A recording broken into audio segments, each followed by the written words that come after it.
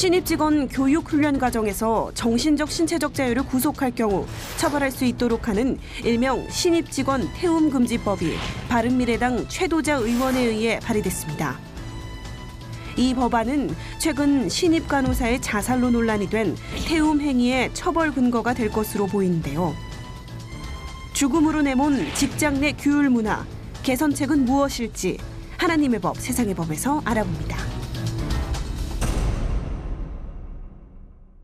하나님의 법, 세상의 법, 황소영 변호사님 나오셨습니다. 변호사님 안녕하세요. 안녕하세요. 네. 예, 그동안 그 직장 내 괴롭힘의 문제는 사실 계속돼 왔지 않습니까? 예. 그런데 그 간호사가 스스로 자살한 사건, 이번 사건은 사회적 문제로 계속 번지고 있는 양상인데요. 글쎄 누가 하나 죽어야 좀 이야기가 많이 나온다는 거는 참 안타까운 일이 아닐 수 그렇죠. 없는데요. 최근 대형 병원에 6개월 정도 근무한 신입 간호사가 네. 태움 문화를 견디지 못해서 자살했다, 이런 보도가 나오고 있습니다. 그 한 연구가 있는데요. 전국 보건의료노조가 지난해 12월 18일부터 지난 14일까지 약 2개월 동안 이제 조사를 실시했는데, 의료기관 내 갑질 문화와 인권 유린 실태 조사라는 조사가 있었습니다. 네. 분석 결과를 봤더니 간호사의 83.8%가 직무 관련한 스트레스를 경험한 적이 있고 41.4%가 소위 태움이라는 문화를 경험한 적이 있다라고 하고 있습니다.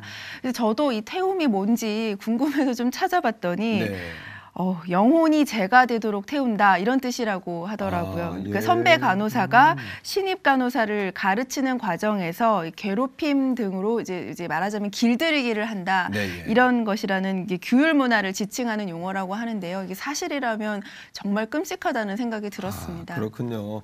그 태움이라는 말, 그 말도 정말 무시무시한데요. 네. 그만큼 괴롭힘의 행태도 다양하게 나타나는 것 같습니다.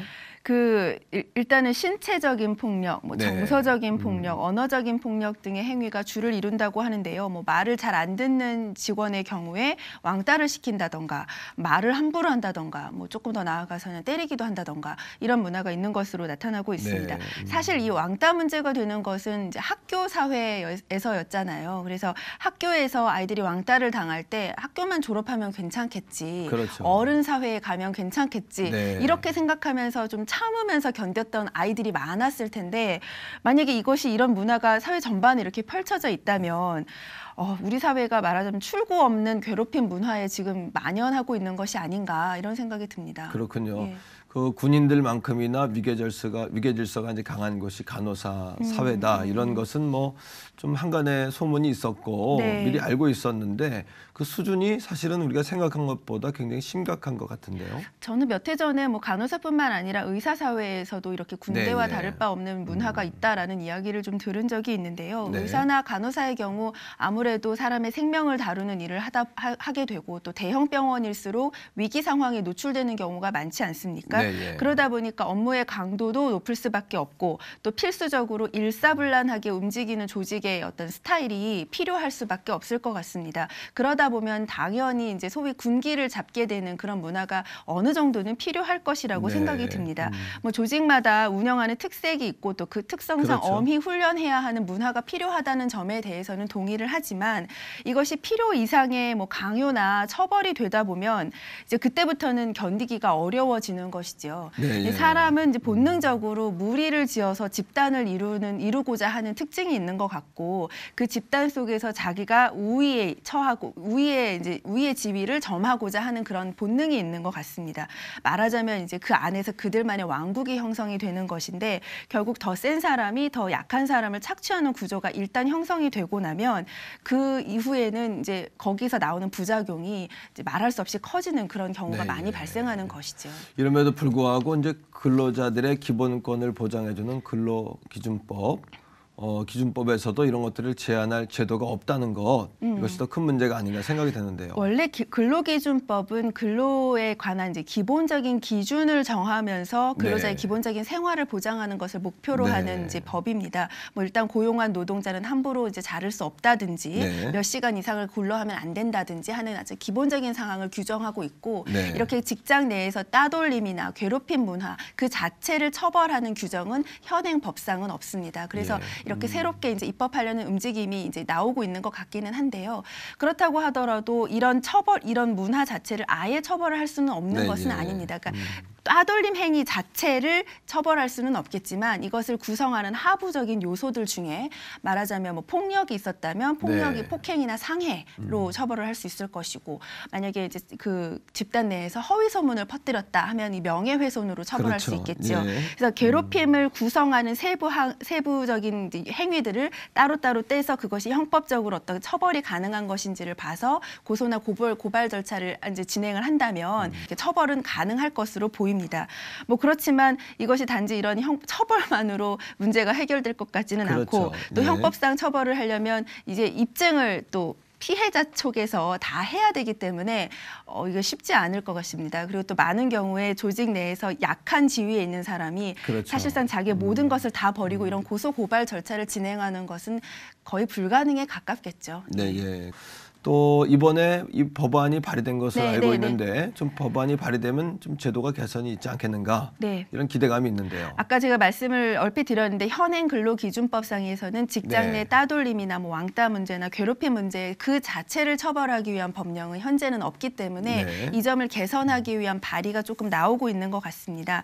또 바른미래당의 최도자 의원이 발의한 법안이 있는데 일명 태움금지법이라고 합니다. 이제 이게 실제적인 법안의 명칭은 아닐 것이고 사람들이 이제 알아보기 쉽게끔 이런 별칭을 붙인 것인데요. 네. 직장 내에 소위 갑질을 금지하는 법안이고요. 위반했을 때 5년 이하의 징역이나 3천만 원 이하의 벌금을 부과하는 것이 가능하도록 법안이 네. 나오고 있습니다. 소위 이제 강압적인 교육이나 훈련을 금지하는 처벌 규정인데요. 제가 아까 말씀드렸다시피 이제 세부적으로 하위 항목을 어떤 형법적인 그 형법에 어긋나는지 이렇게 세부적으로 나누지 않고도 전체적으로 어떤 이것이 괴롭힘 문화에 해당된다, 어떤 강요에 해당된다 하면 그 자체로도 처벌할 수 있게끔 지금 법안이 나오고 있다는 것입니다. 이런 법이 생기고 나면 정확히 법에서 처벌하는 왕따 행위가 무엇인지, 그렇죠. 법에서 처벌하는 괴롭힘 행위가 무엇인지에 네, 대한 인식 수준이 조금 올라오는 효과가 있을 것으로 보입니다. 네. 여태까지 내가 일반적으로 그냥 일상적으로 했던 것도 사실은 괴롭힘에 해당할 수 있겠구나. 혹은 내가 아무렇지 않게 했는데 이것이 뭐 왕따일 수 있겠구나라는 인식이 있는 것만으로도 분위기가 굉장히 많이 바뀔 수 있거든요. 네. 내 행위가 처벌이 될 수 있다라는 것이 굉장히 이제 중요한 요소가 될 수 있기 때문에 아마 이런 면에서는 충분한 이제 의미가 있을 것으로 보이는데요. 실제로 이것이 법안으로 통과가 될 수 있을지는 조금 좀 더 지켜봐야 할 것 같습니다. 그렇군요. 이제 복음이라는 것을 다시 한번 생각해 보게 되는데요. 복음은 이 땅에 주님이 오신 것은 섬김, 또 자유, 네. 평등, 사랑 뭐 이런 주제를 가지고 이 땅에 오셨는데 우리가 주님의 이 땅에 오심을 생각할 때 좀 더 다른 사람들을 대하는 가치관, 시선이 바뀌지 않겠는가 이런 생각을 하게 되고 모든 사람은 하나님의 형상을 지닌 하나님을 닮은 존재잖아요. 네, 네. 그렇게 생각한다면은 우리가 모든 사람을 좀 존귀하게 여겨야 되지 않겠는가. 또 순리대로 또 하늘의 원리대로 하나님 나라의 법칙대로 가는 것이 또 중요하지 않겠는가 하는 생각이 드는데요. 네, 뭐 사실 사람이 다른 사람을 사람답게 네. 대한다는 것은 사실 기본 중의 기본입니다. 그렇죠. 그런데 예, 예. 사실 우리 현재 상황은 어떤 법안을 발의해서 네. 이것을 감시하고 이것이 처벌 대상이 될 수 있다라는 경고가 필요한 상황에 지금 온 것입니다. 네. 그래서 어쩌면 자정적으로 당연히 해야 할 일을 국가의 공권력이 개입되고 상시 모니터링하는 이제 시스템이 생겨나야 한다는 것은 굉장히 비극적인 일이 아니라고 할 수 없습니다. 그렇군요. 그러니까 이것이 공권력이 개입되지 않고도 혼자만의 그러니까 사회의 자정적인 노력으로 얼마든지 이게 해결될 수 있는 문제였는데 그렇지 않은 수준까지 오니까 이제 어쩔 수 없이 법이 필요하겠구나라는 인식까지 온 거거든요. 네, 예. 근데 이 법이 없이도 자정적으로 누가 개입하지 않고도 자정적으로 해결할 수 있는 분위기나 네. 인식 수준이 만들어진다면 그것이 제일 바람직한 것이라고 할 수 있겠습니다. 그렇군요. 사실 이제 환자들 같은 경우에는 의료진들을 많이 의지하지 않습니까? 그렇죠. 예. 근데 그런 분들이 이제 그렇게 스트레스에 시달리고 있다면 제대로 우리가 돌봄을 받을 수 있을까 하는 염려도 생기고요. 네. 어찌됐든 이런 직장 내에서의 괴롭힘이나 태움 이런 문화는 좀 사라져야 되지 않겠는가.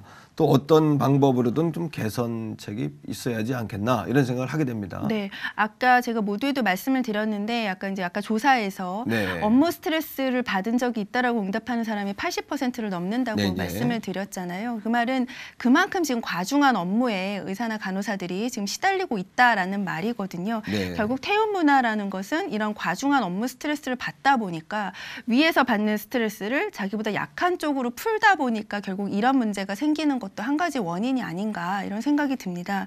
그래서 우리가 이제 간호사분들이 얼마나 많은 경무에 시달리고 있는지는 소위 환자로부터 갑질을 당한다 이런 이야기도 지금 많이 있으니까요. 네. 이런 부분들도 먼저 좀 해결하기 위한 구조적인 노력이 있어야겠다. 그러려면 업무 스트레스를 줄이기 위해서 좀 병원도 좀 많이 만들어져야 될 것 같고 네. 간호사분들의 인력도 확충이 되어야만 네, 네. 이제 근본적인 문제 해결될 수 있겠지요. 그렇군요.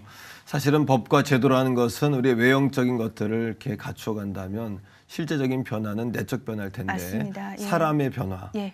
또 공부하는 과정에서부터 기능적인 또 자신의 어떤 그 은사를 따라서 서로가 서로의 역할을 부족함을 메워주는 네. 그런 어떤 시도가 필요하지 않나 하는 생각이 네, 들고요. 맞습니다. 예. 이럴 때일수록 좀 더 기독교인들이 있는 곳곳에서 일터 직장에서 예배자로 서면 좋겠다는 생각을 예. 하게 됩니다. 네. 오늘 말씀 고맙습니다. 고맙습니다. 감사합니다.